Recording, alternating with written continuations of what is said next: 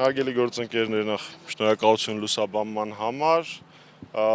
Ես արձանագրեմ իրողությունը, որը մենք ունենք այս պահին։ Այս պահին պատիվ ունեմ խմբակցությունը նախաձեռնել է վարչապետին անվստահություն հայտնելու գործընթաց, թեկնածուն Դավիթ Համբարձումյանն է, եւ այդ ձևաթղթի տակ առկա է 6 ստորագրություն։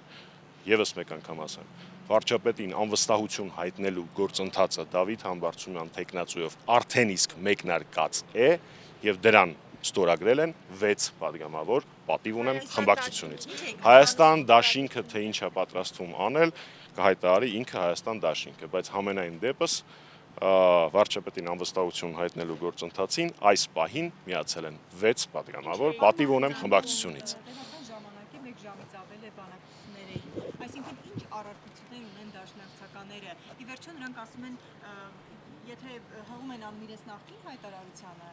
նայե թե երկու ստորագրություն կարող եք ապահովել եւ արդյոք հնարավոր է ողջամիտ ժամկետում ժողովրդական զանգվածներ մոբիլիզացնել, որ ճնշում գործադրենք թվական падգամավորների վրա։ Այս մասով դուք ձեր անելիքների հարցում վստահ եք։ Մենք մեր անելիք նախ մի փոքր շտկում մտցնեմ ամեն դեպքում, ոչ թե դաշնակցություն, այլ Հայաստան խմբակցություն։ Երկրորդը մենք մեր անելիքները բոլոր հարթություններում,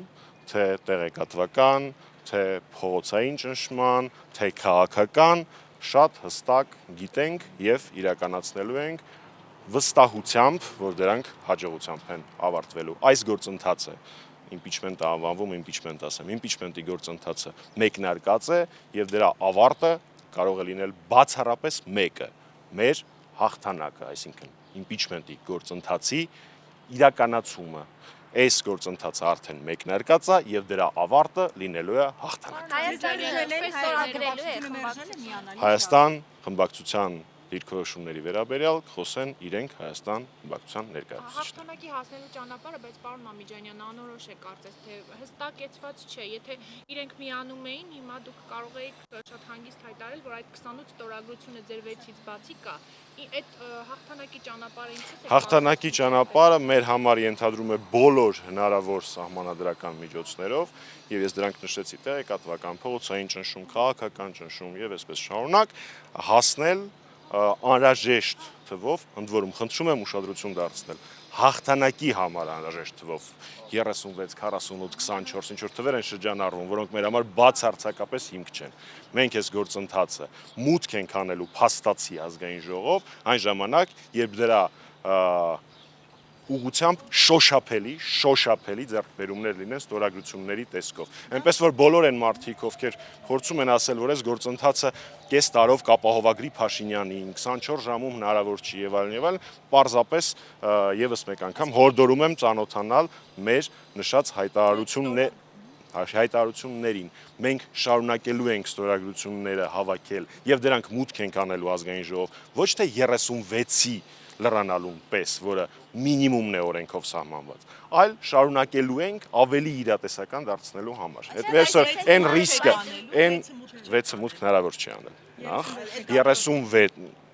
ես իմ տեղը խոսեմ էլ, 36-ից սկսած հնարավոր է մուտք անել։ Կարծում եմ ակնհայտ լուծումը, ակնհայտ ռիսկը բացառելու ճանապարհով գնալու պարագայում, որպեսզի չընկնենք 24 ժամ ու կես տարի պատմությունների մեջ, մենք մուտք ենք անելու այն ժամանակ, երբ ավելի շոշափելի ձեռքբերումներ լինենք։ Այդ գործընթացում բոլոր այն քաղաքական, իրական ընդդիմադիր եւ ազգային ուժերը, որոնք մեզ կօգնեն, մենք դրան համար բացառապես շնորհակալ ենք, մեր շնորհակալությունը հենց այդքան էական չի։ Պատմությունը եւ սերունդները իրանց դրա համար շնորհակալություն կայացնում։ Տարվում են ամենատարբեր հարթություններում աշխատանքներ, կարծում եմ հանրապետականի հետագիծը մարդկանց հուշում է եւ նախագահ Սարգսյանի ուղիղ ասած խոսքը, որ առանց ծրագրի հանրապետականը երբեք չի գործում։ Պարոն Մամիջանյան, ծրագիրը մի բան է, դրա հավանականությունը մեկ այլ բան, այսինքն դուք հավանական եք համարում, որ ԿՊ-ից ձեզ միանան 20-ից ավելի падգամավորներ, հավանական եք համարում, որ մինչև մուտք անելը այդքան մարդու կարողանաք տարբեր հարթակներում աշխատել միանան ձեզ, որ հասնեք հաջողության։ Նախ ես վստահ եմ։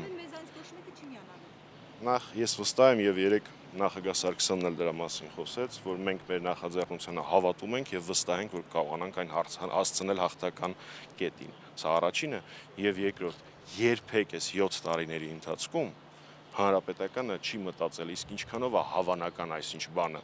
այդ գործընթացի մեջ ներգրավելով։ Երբ որ 2018 թվականին փողոցային ակցիաներ էր անում հանրապետականը Փաշինյանի դեմ,